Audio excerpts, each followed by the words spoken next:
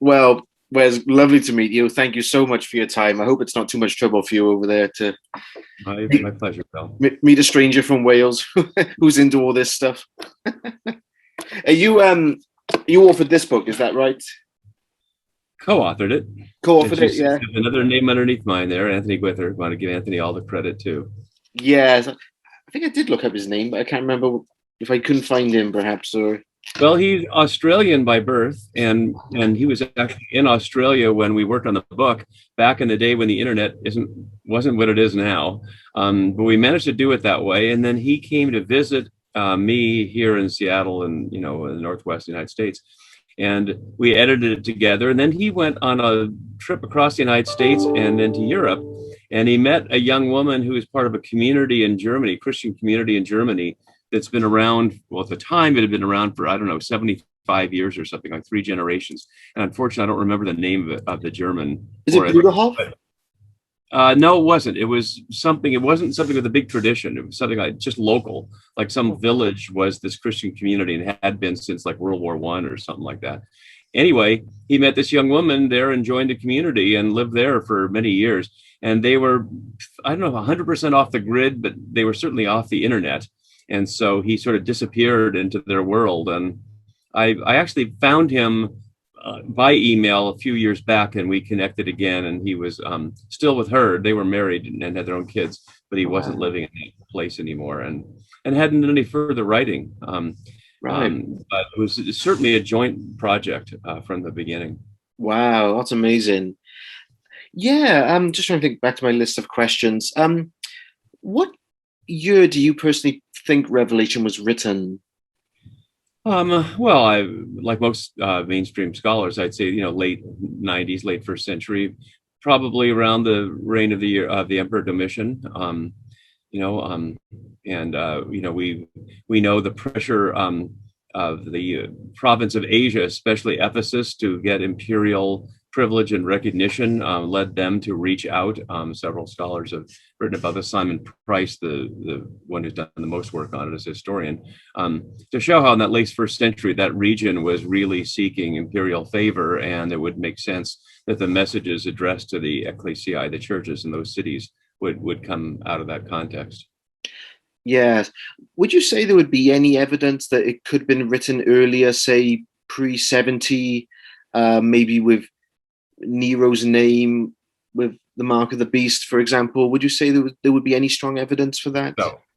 So okay. So we have to take that one piece at a time here, Dale. So which is you're referring to 666 there in Revelation 13:18, of course. Now that begs the question of what interpretive principle do we use to figure out what 666 is? We can talk about that if you want. That's a separate question, though, from the question of when I think it was written. I don't think the number 666 gives us any good data point for deciding when the book was written. And my own take is historically about Nero as opposed to the question of 666. Nero was only a problem in Rome. And on its face, this letter was written to people not in Rome. So what would people in Ephesus and Smyrna and Pergamum care specifically, or even know what was going on in Rome? That Rome's a long way, from the province of Asia. And then that totally. So if you want to talk about 666, we can do that if you want. Jump right into that one, or do you want to stay with like when do we think it was written? Sure. No, I mean, I do a bit of back and forth, maybe. Yes. I mean, do you have maybe a personal interpretation with that number at all? Sure. Not that I'm going to say it's the right one, because I'm sure you know as well as anybody who's asked the question is, look online and you'll find hundreds and hundreds of interpretations, and everybody's sure they're right. If it was that clear, I think the author would have said something more plain, right? So one has to ask the backup question.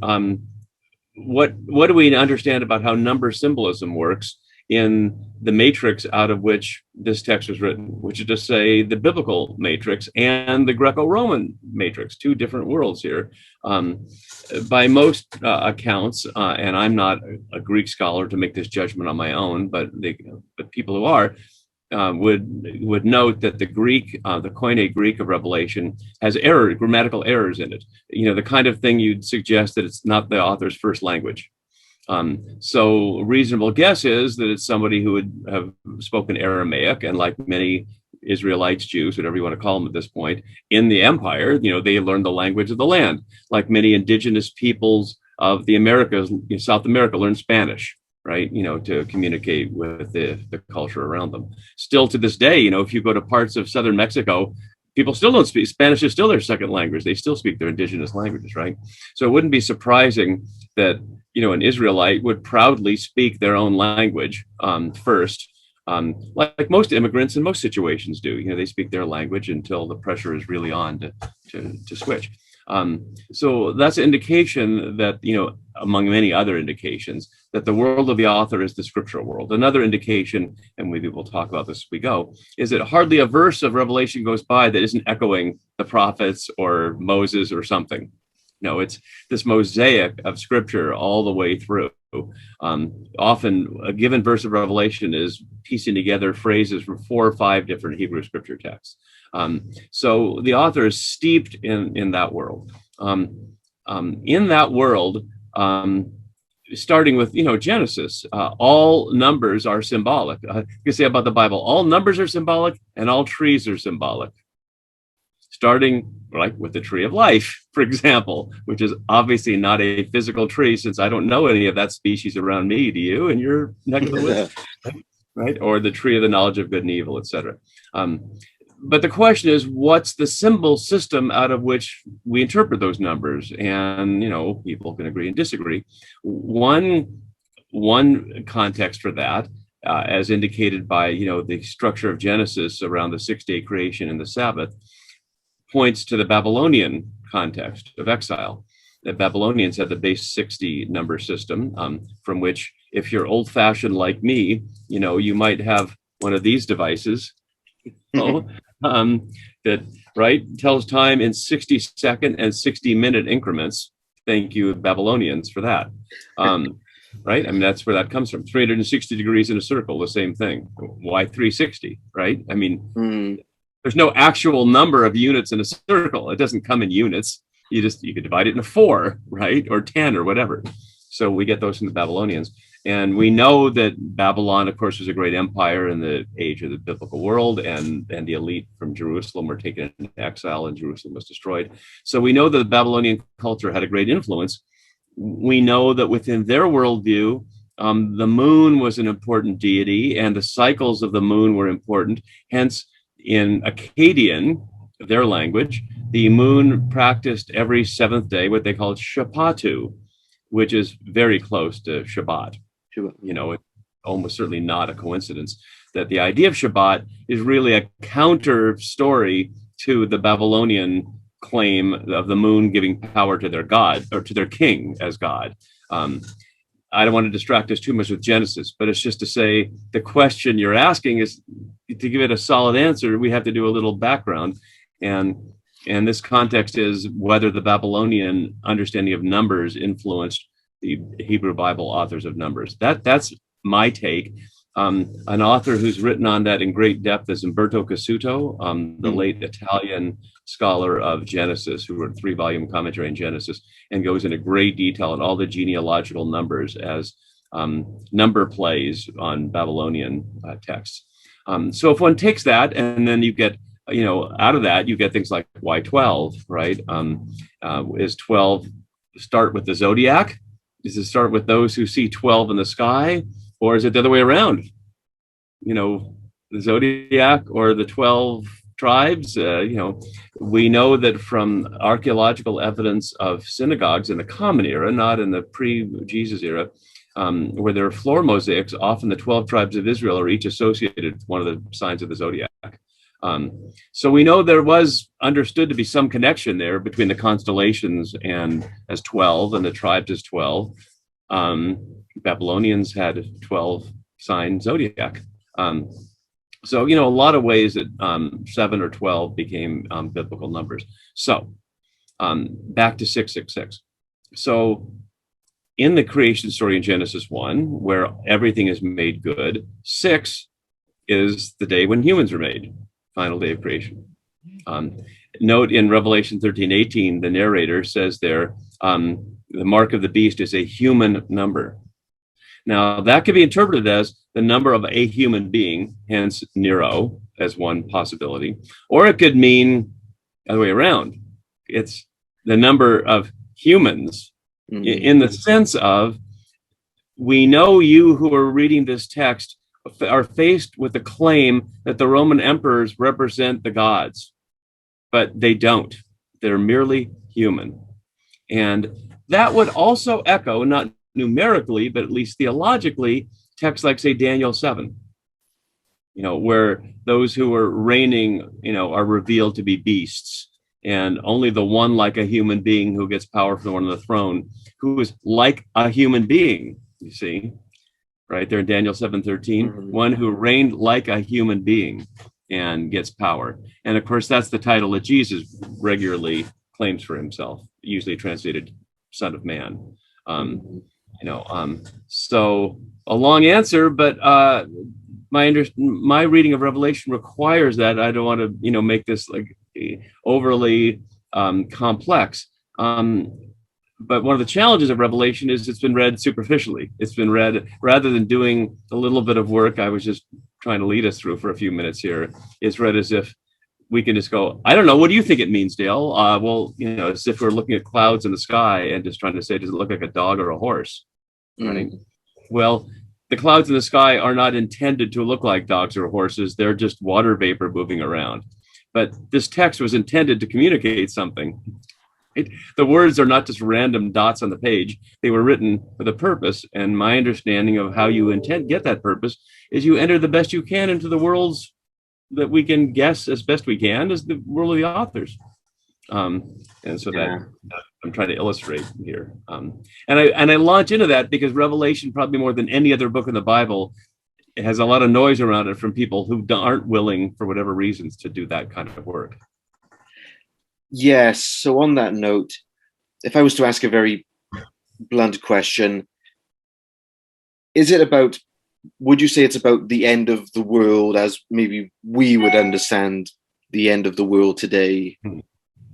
Well, what does that mean to you, Dale? What does end of the world mean to you? Well, let's say maybe cosmic destruction, end of everything, for example, or the physical world disappearing. Do you think the book is interested or addresses those sorts of topics? No. I don't think the Bible does at all. The eschatological frame of the Hebrew Bible is the end of the reign of evil. It's the reign of God, what Jesus tells his followers to pray, right? Your will be done on earth as it is in the sky. I like to emphasize sky there because that's how that would be heard before a Greek Platonist thing was put on top of that. That's what this is about here, is that not that the world will be destroyed, but that the evil that is interfering with the earth being lived in as God intended from Genesis 1 forward, as the abundant gift of life it is, what's preventing that from happening is evil, and as different texts attribute that to different sources. Whether you want to look at texts like First Enoch, and you get in the cosmic mythology of fallen angels and rivals, comes out of Zoroastrian tradition, the influence of Persian, culture on the post-exilic period, or you look at it from other angles. It's still, Jesus' intention all the way through in Revelation is certainly about a Jesus here, is about evil being destroyed so that God's reign can be experienced, right? And that's what we hear in someone like Paul, certainly, the last enemy to be destroyed is death. But all creation is groaning to be set free. It's not that humans are groaning to be set free from creation, like as if creation was the problem. The problem isn't the world that needs to be destroyed. The problem is that people who are destroying the world need to be destroyed. And of course, the flood is the example of the failure of that. But I mean, when we look back at Genesis 6, you see that's what God's concerned with. Humans have corrupted the earth, it says, right? So the earth isn't being destroyed, it's being purified, unsuccessfully. But I mean, that's the intention there. And I think Revelation is certainly part of that same reality. And so we see the culmination is, the evil is thrown into the lake of fire, right? And this new Jerusalem, it says, comes down out of heaven like a bride. But it's not that people are going up to it, it's coming down. It's making its appearance here. So apocalyptic is not about the end of the space-time continuum in any way. It's about the end of the conflict between the reign of evil and the reign of the God of love and goodness. Yeah. What's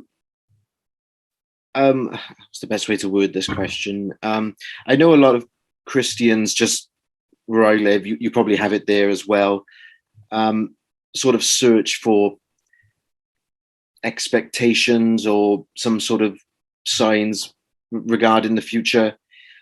Would it be true then, based on that answer, that the Bible does not provide those future clues or those future... And Jesus tells people not to do it, too. So whether you take like Mark 13 as an example, when, Lord, it's not for you to know. He says, I don't even know. It's the wrong question. The question isn't, ooh, the mystery, let's try to figure out that sort of titillating temptation to kind of want to know the future. It's to live each moment, in the presence of God, who's here now with us, always, Emmanuel, right? Always here. And when we actually live that, there's nothing either to look forward to or to avoid. Like, here it is. I mean, that's what we see in Luke, right? The kingdom of God is not going to be, look, it's over there, look, it's over there. It's already here. The only thing stopping you from realizing it is your own stuff that's stopping you from realizing it. That's why we see consistently, whether it's Jesus himself or the disciples, where does he go when things are messed up? He takes them out on the earth. Let's go up a mountain. He goes out out to the desert, right?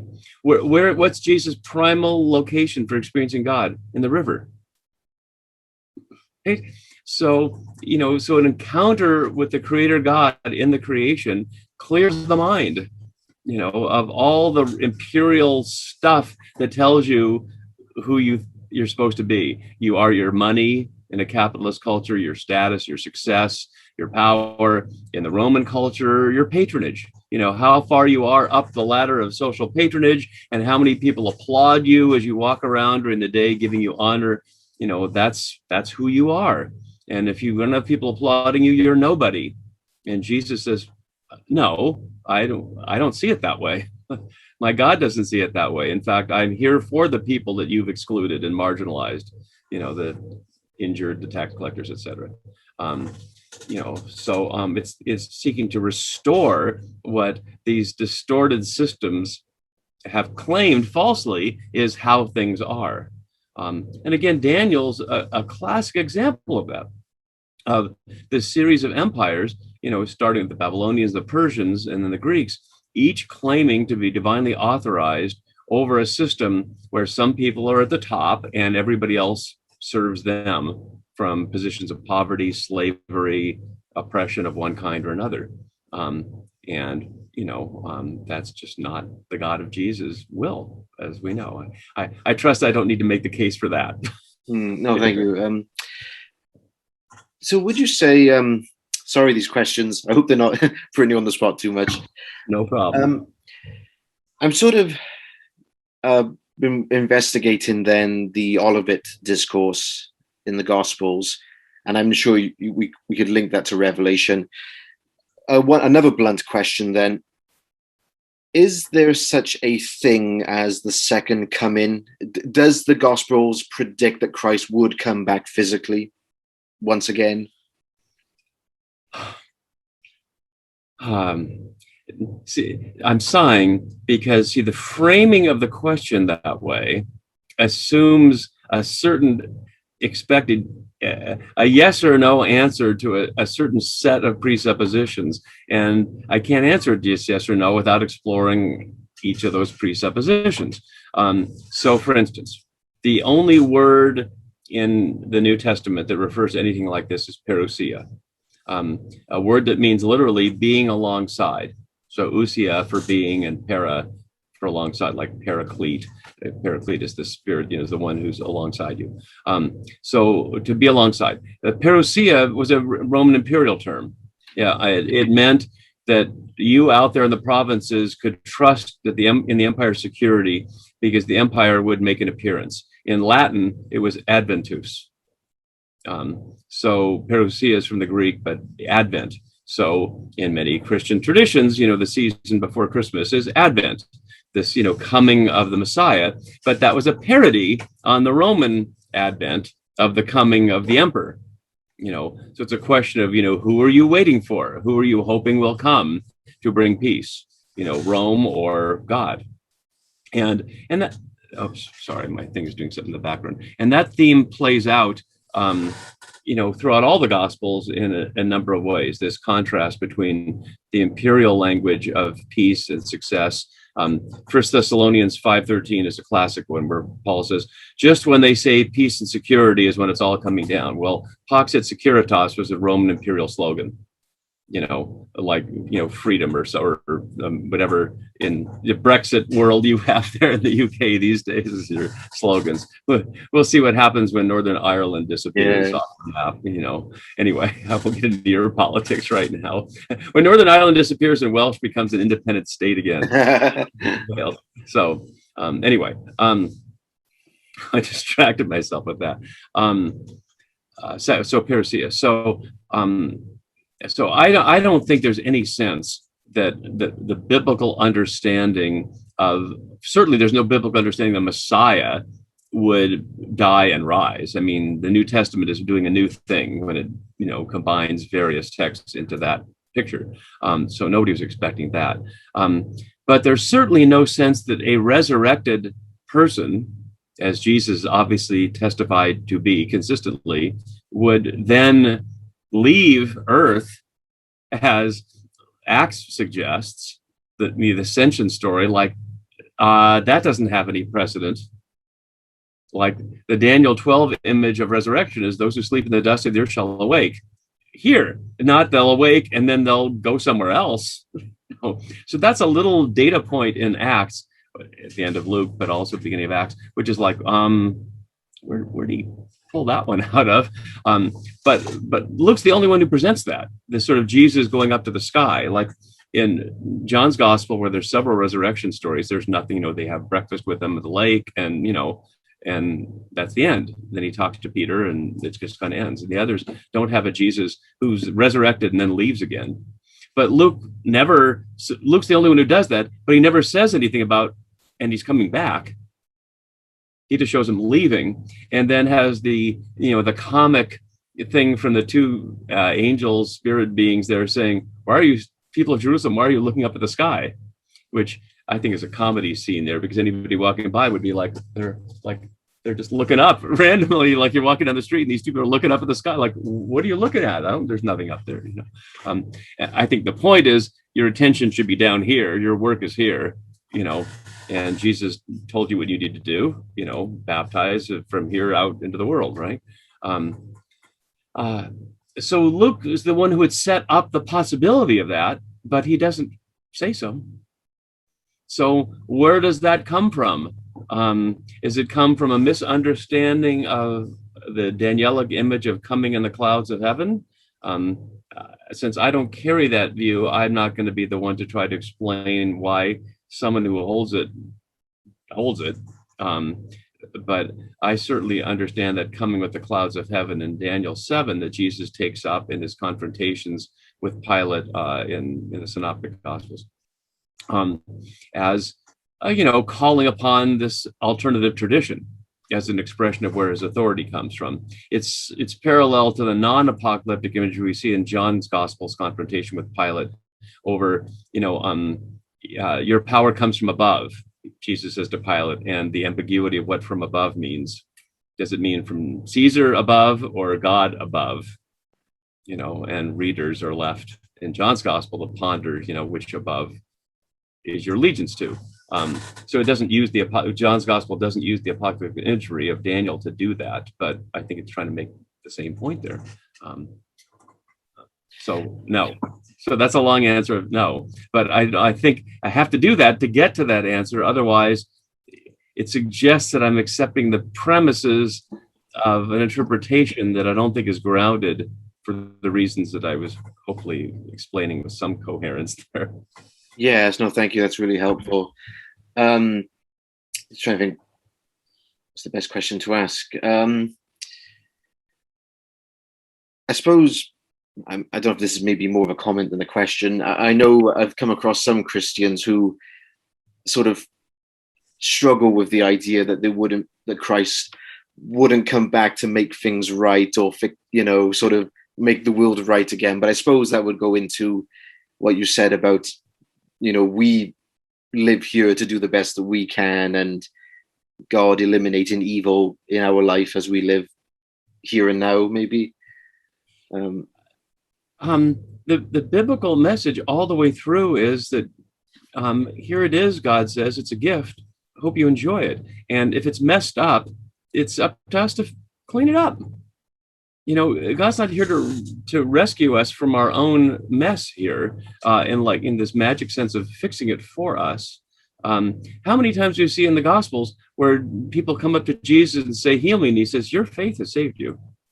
Your faith has healed you. It's not that he's doing something to people. He's saying the very fact that they're choosing to put their trust in him, that act of trusting in Jesus, rather than, like, say, Mark 5, where the woman says, where the narrator tells us she gave all her money to the doctors and they made her worse. Okay, so I'm not just condemning the medical establishment here and now. Your mileage may vary in your system than it does here in the United States in our healthcare system. But I mean, that's not exactly the point. I mean, the point is she had tried to put her trust in that system and it failed her. So now she's willing to put her trust in Jesus. And he says, that's it. As soon as you did that, you were okay. He doesn't do anything. He says power went out from him, but it was her reaching out to do it. So much of this is, like you hear in Micah, the classic, what are we supposed to do? God tells you what to do. You already know what to do. Act justly, walk humbly, and treat people kindly. And if we do it, it's not that we're earning salvation. It's not getting into all that, Reformation argument stuff. It's that, Jesus has shown us the way, and we're supposed to walk on it. And if we walk on it, life will be beautiful. And if we don't, it won't. And we get to choose, right? Deuteronomy 30, right? I set before you life and death, choose life. Leviticus 25 and 26 and the Jubilee passages, right? If you practice this Jubilee, if you give the earth a rest, if you give your workers a rest, if you give if you practice Sabbath and Shabbat and sabbatical, if you have this periodic rest, then the earth will be fruitful and your lives will be fruitful and your communities will be just and abundant. And if you don't, it'll get worse and worse and worse and worse and worse.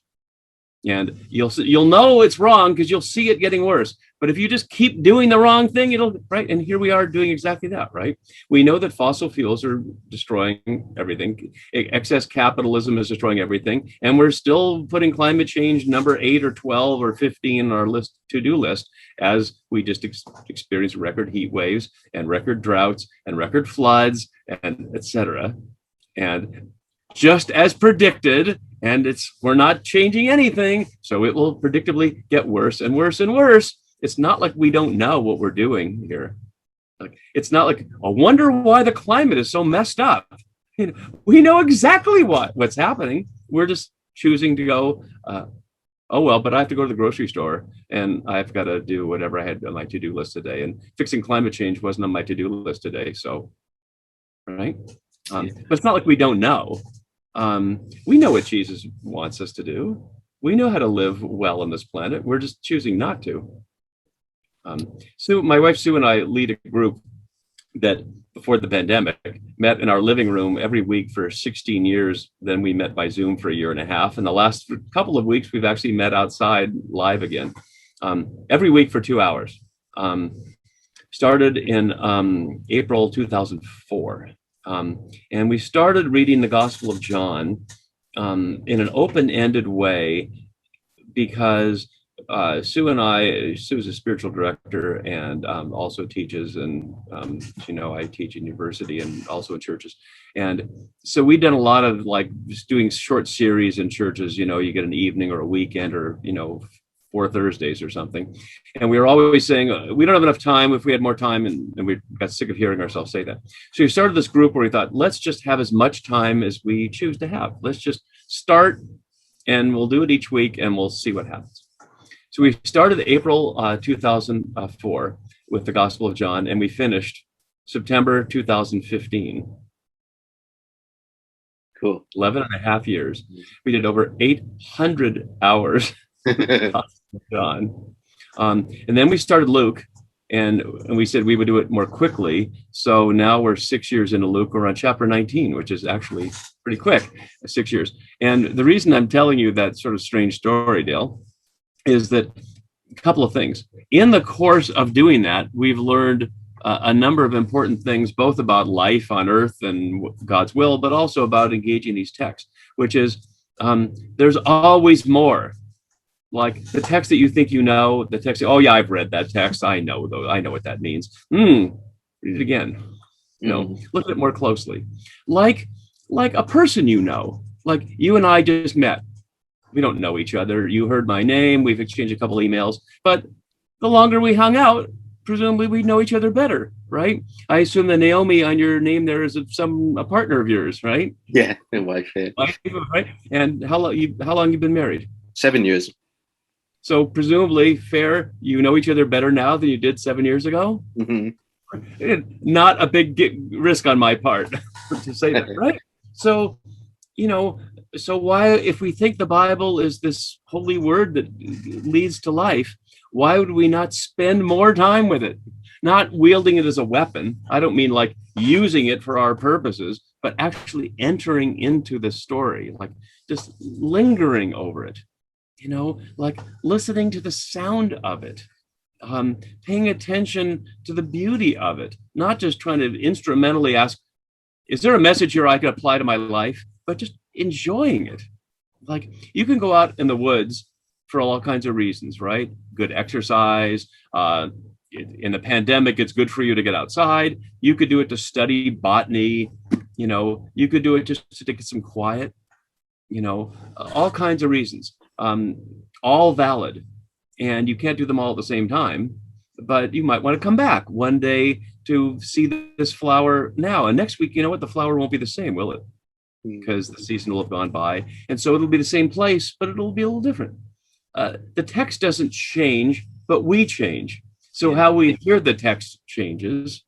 So by the time we were done with the Gospel of John, and this is after I'd written my long commentary years before, I felt like I knew the Gospel of John so much more than I ever had before. And I knew the people in the circle that had been on a journey together so much more. And if I dare say, I felt like I knew what God wanted in my life so much more. And it was so much more obvious and not mysterious and difficult. Because if you spend 11 years in the Gospel of John, how do you not come out with what Sue says, the only real question is, what does love look like in this situation?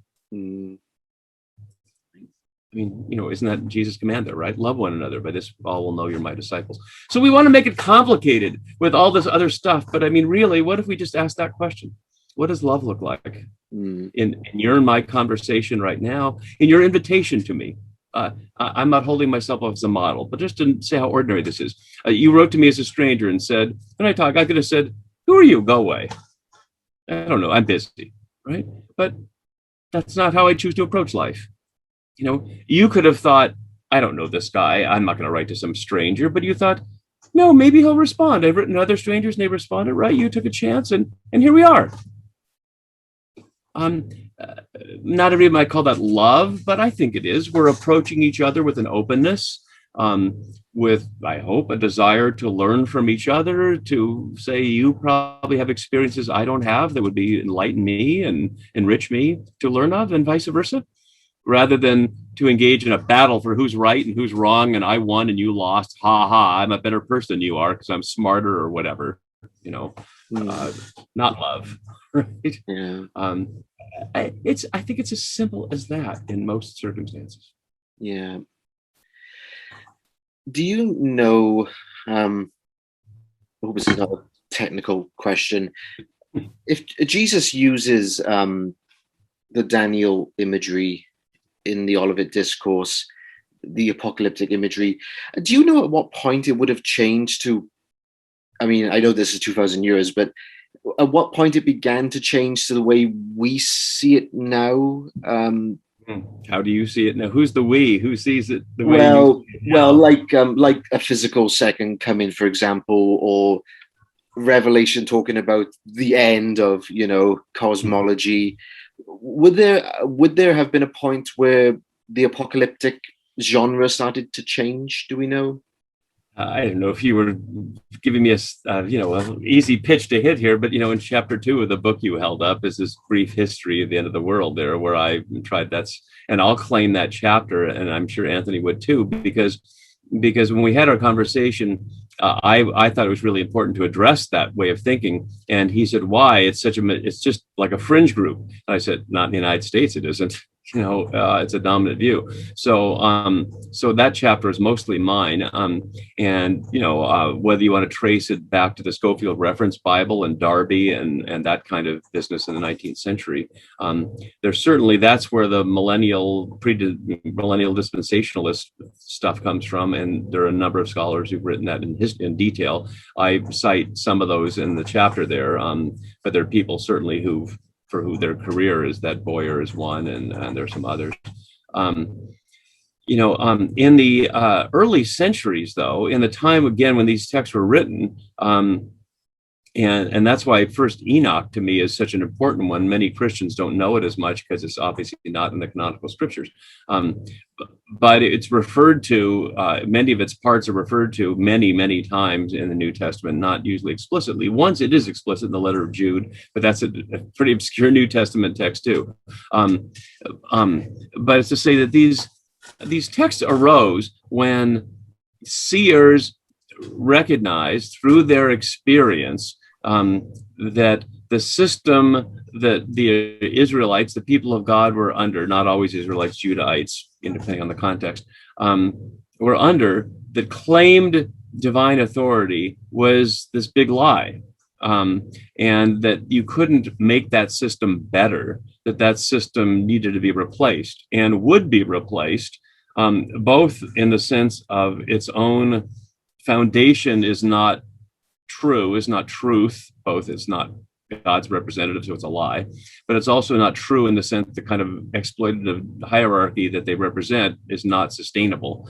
So it will collapse because it's not sustainable, but it'll also be replaced because it's not in line with God, and God's power ultimately, is more powerful. So that was the hope presented to people who found it intolerable to be living under an oppressive regime that would claim divine authority, but to their view was obviously not living in a way that their understanding of God would want. But they weren't going to be able to persuade anybody of that. I mean, that's why I think the book of Jonah is such a fun satire on that. Like when Jonah gets the command to go to the king of Nineveh and repent, he's like, "You're out of your mind. I'm not going to do that." He runs the other way, and we get the fish story and the whole thing. And then when he gets there, and really doesn't want Nineveh to repent. He wants God's wrath to come down and Nineveh to be destroyed. But then the king repents, and everybody repents, and it's like, and he's not happy about it. And it's like a cartoon, because of course, historically, not only that never happened, but of course that would not happen. As we see in Revelation 11, when the two witnesses testify in the streets of the great city, and not only are they not listened to, but they're mocked and killed, and their death is celebrated until resurrection. And of course, that is the key here that links Daniel and Jesus' words, all of that discourse, or the Gospels in general, and Revelation, is that the hope is resurrection of the body. It's not the separation of the body and the soul. That's a Greek notion. It's not biblical at all. Show me where that is in the Bible. It's not there. But this resurrection of the body, that the God who made humans out of the dust of the earth in the first place can remake people out of the dust of the earth. That death does not end God's power any more than the originally lifeless earth prevented God from creating life in the first place. Right? I mean, I like to engage with some of my students who, even though they're at a Jesuit Catholic university, come in pretty cynical about religion, and often will say, I don't believe in the Bible, I believe in science, which is an interesting phrase in itself, to believe in science, but be that as it may. And I like to do two things. I like to point out to them, that's exactly what they do, because unless you've done the science yourself, you're just taking somebody else's word for it. Like, if you want to tell me how old the earth is, I don't know. I don't know how old the earth is. I don't have the ability to figure it out. I'm just choosing which source is telling me that to believe, right? How far away those white dots in the sky? I don't know. I don't have a ruler that long, right? They look like they're just right up there, Well, somebody tells me they're light years, and a light year is 6.5 trillion miles. Okay, but that's a belief. Right? That's a statement of, I trust you. It's not like I have the evidence, or even if you showed me evidence that I could interpret it, calculus and all that stuff. Back to Dan. Resurrection. So I like to ask those students, so if you think the earth is 4.5 billion years old, and a couple of billion of those years were just chemistry, so what happened? Like, how did this self-replicating stuff that we call life happen? Like, how did inorganic chemistry become organic chemistry? Explain me that leap, please. Like, well, you can't. There's no explanation of that any more than you can explain, okay, there's a Big Bang, but why? I'm not arguing whether, the creation evolved over 15 billion years out of a singularity, but where'd the singularity come from? Why that? Why not something else? But this is what we have. This is what it is. And so in that, this is where we're supposed to live it out. Now I've lost track of what your original question was about Daniel, and it wasn't about resurrection. Or sort of how the apocalyptic genre may have changed over this. Yeah. So again, so to reveal this other reality didn't mean to escape into it. It meant to allow that to shed the clarifying light on what's happening here. So we see that in Daniel 12, like, the address is to the Moskalim, the wise, is to hang in there, that this Maccabean war that's happening out there against the Seleucids in an attempt, to win back Jerusalem by force, it's described as a little help. But really what's at issue is the Seleucids will fall because their system is not grounded in what, the creation is grounded in, which is love and abundance, not, violence and scarcity. I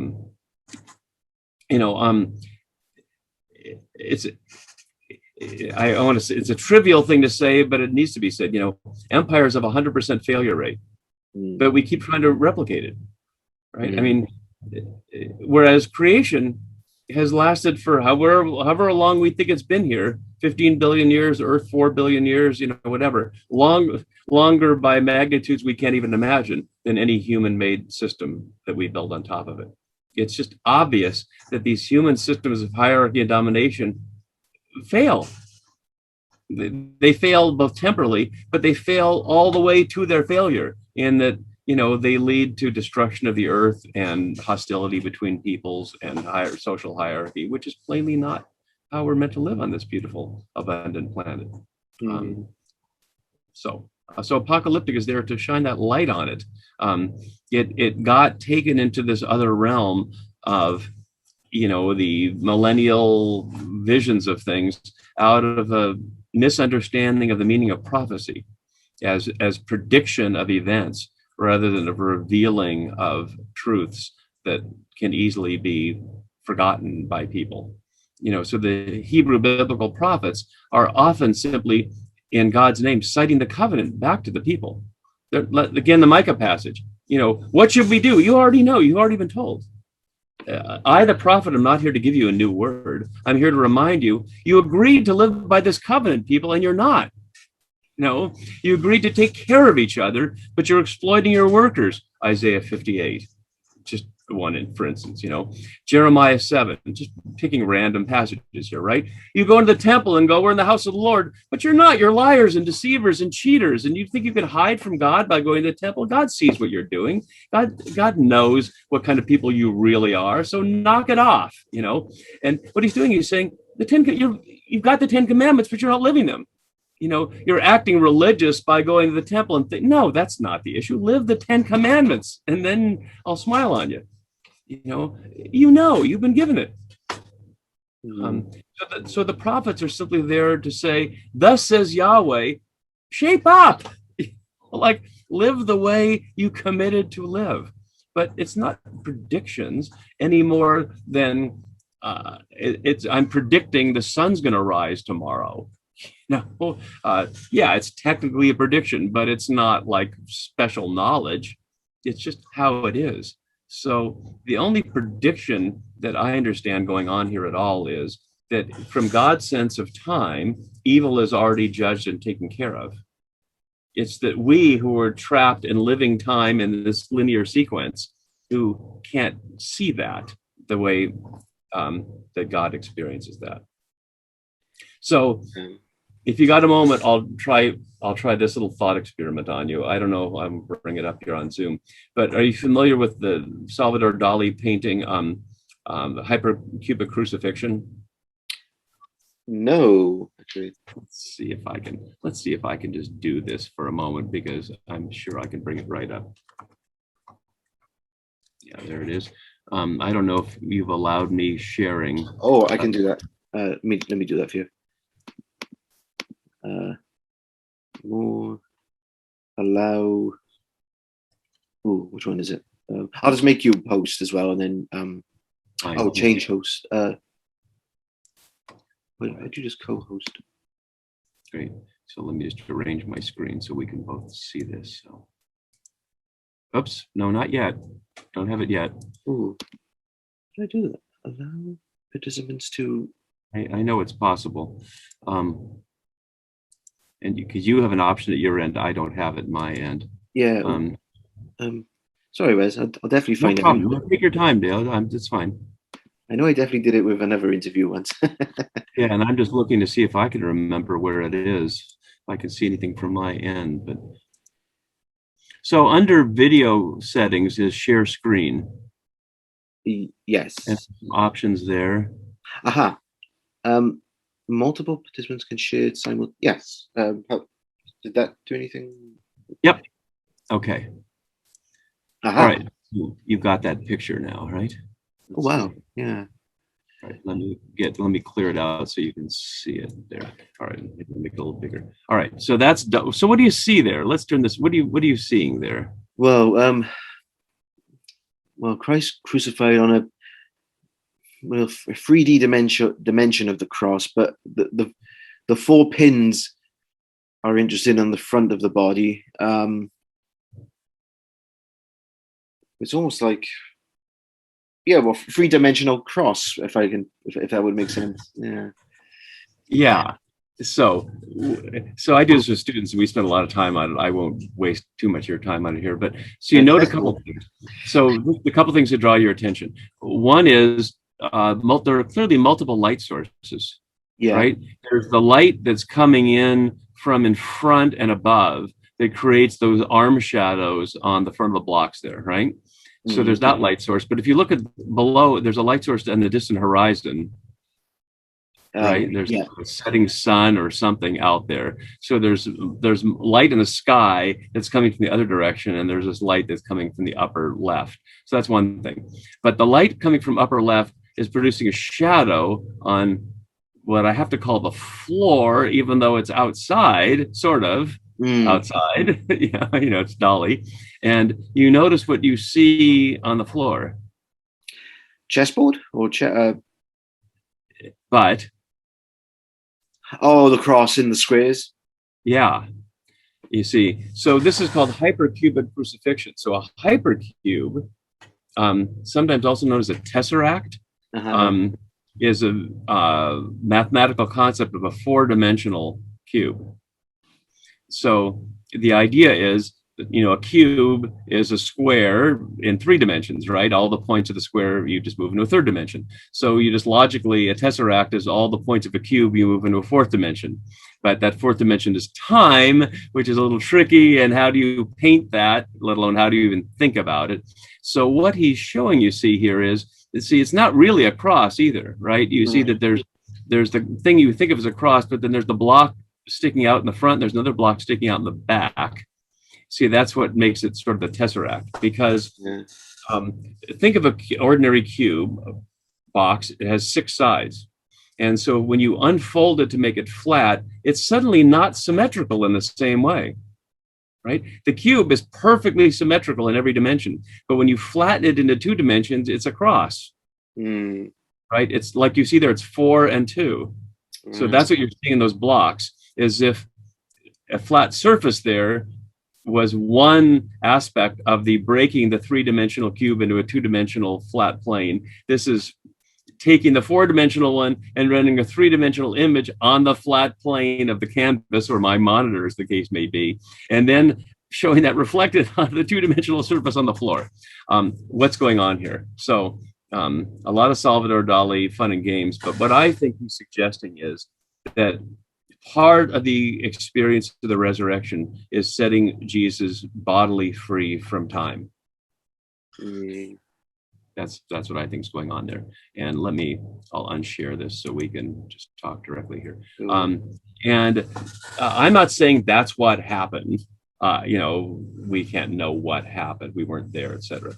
But I think the gospel evidence is very consistent with that, because, for example, in Luke 24, the road to Emmaus, they go to Emmaus and then they come back to Jerusalem, and the folks in Jerusalem said, "We saw him too. He was here," at the same time that they saw him in Emmaus. Which, yeah, if you're four-dimensional, you're not bound by time. You can be in two places at once. And it also fits the stuff in John 20, where although the doors are locked, Jesus appeared in their midst bodily, not a ghost, not a spirit figure, but bodily. They touch him. He says to Thomas, "Put your hands here, touch my side." Doesn't say Thomas did it, but at least he offers him to do it.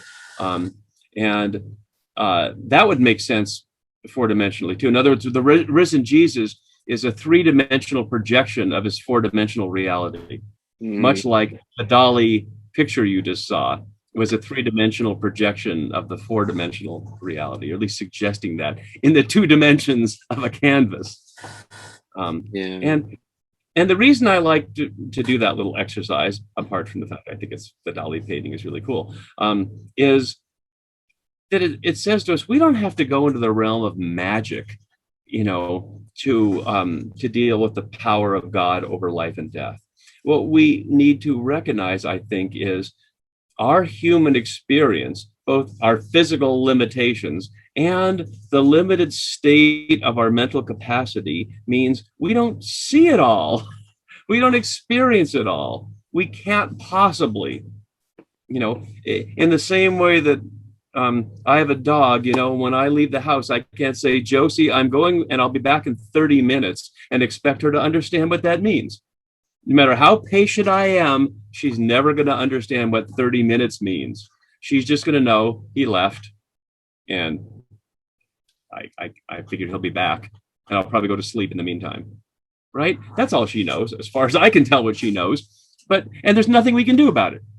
God works with us as we are. Our brains are better than dogs, but they're not God's brains. Right? How Isaiah 55, right? How far above my ways are your ways? So little humility to recognize, God shows us some things God can't show us because we're just not capable. We're just not capable.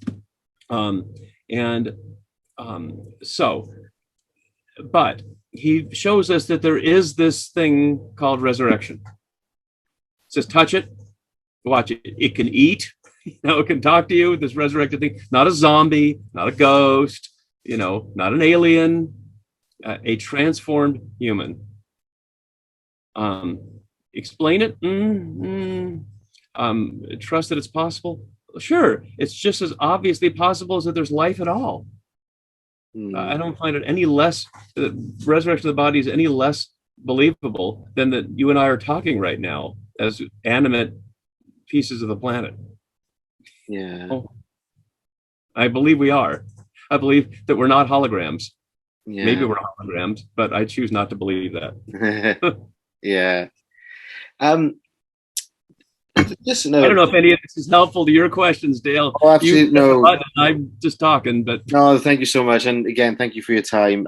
Let me know if you need to shoot off. Pretty soon I do here. Okay, but, all right. I'll just the question I sent you by email. I know you commented on it a little bit. The 7 churches in chapters 2 and 3 of Revelation. Obviously, so they would be living a normal life with Christ as Lord. Would it distort that message to say that these are predictions of the Christian, church throughout the 2,000 years? Would you say? Yes. Not predictions. They're not predictions any more than Paul writing to the Corinthians are predictions. It's the same function. They're John of Patmos from Patmos and Paul from various places are writing to these communities they have relationships with in the name of Christ to try to both strengthen them, correct them, give them a good clap on the back, and keep them together. And just as Paul says, like in Philippians, they're conscious of each other. He's doing this collection for Jerusalem to say, you might not ever see the people in Jerusalem, but they're your brothers and sisters in Christ just the same, even if you never see them.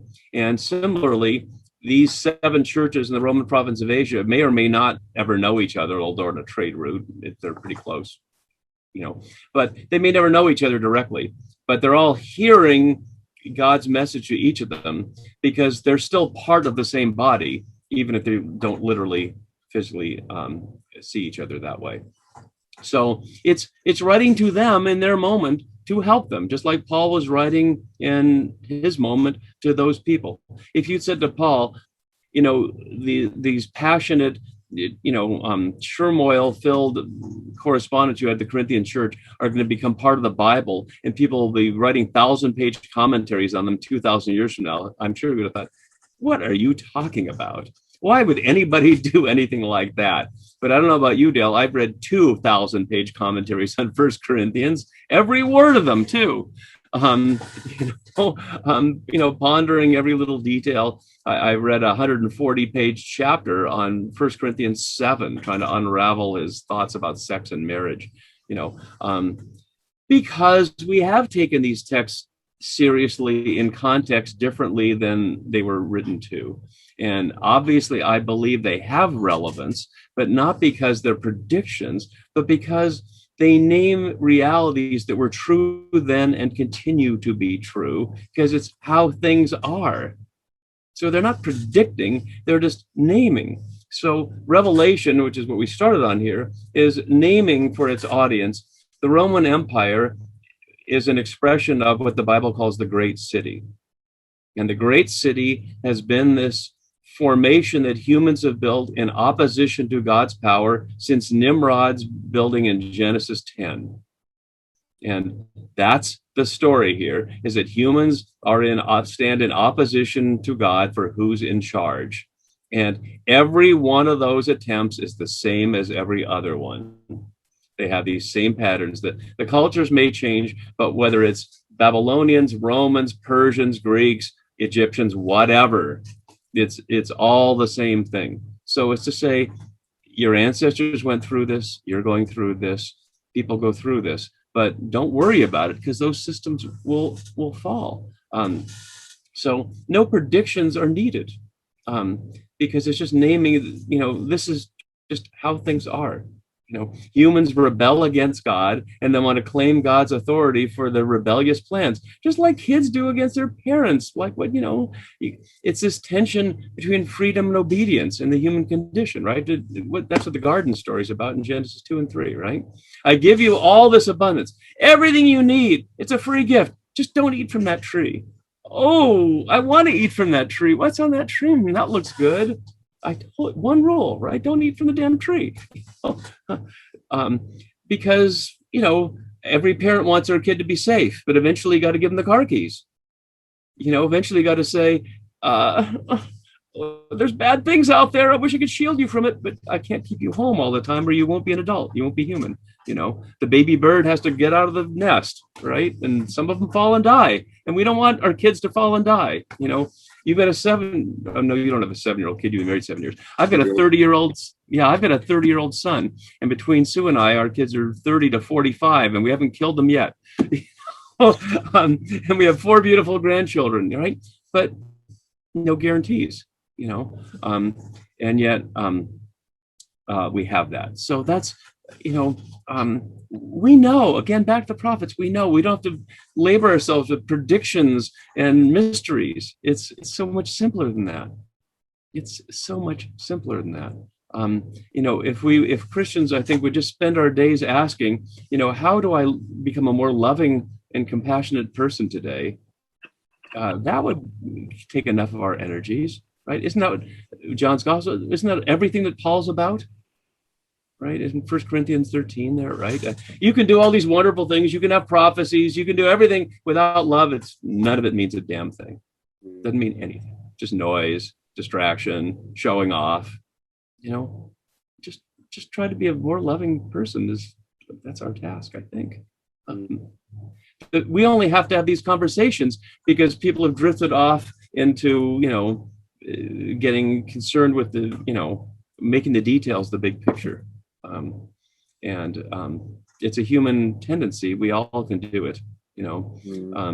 We can argue over the details of capitalism rather than the system. We can fight racism with microaggressions rather than structure. I'm not saying microaggressions aren't important, but I'm saying we can, focus on the little things and then miss the big things. And I think we do that with the Bible often. We get in these arguments about, doesn't this mean this or that? And who's right in which groups and which churches, rather than saying, isn't the one question is what's God's will? And God's will is that we become people of love, and let's do that.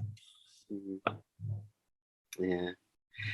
Oh, great. Well, thank you so much, Wes. It's great to meet you, and I hope things are okay over there with the climate change and everything.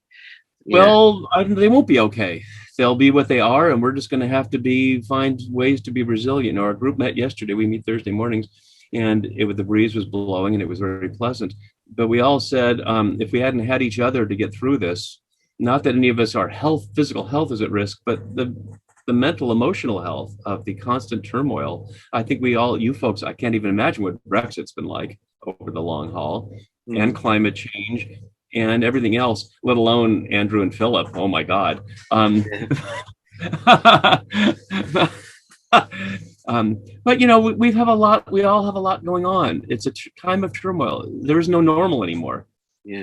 We aren't going back. And so that'll lead a lot of us to want to cling, whether it's to the church or to white supremacy or to the way we always have done things out of a desperation. But I think, one of the things we learned from Jesus is we travel light, right? We have to be resilient and be willing and able to joyfully move into whatever happens, even if it's not what we wish, and even if it's not what we believe God wishes will happen, So maybe so for you and yours. Yeah. Well, thank you so much, and you have a great day, and I'll keep in touch.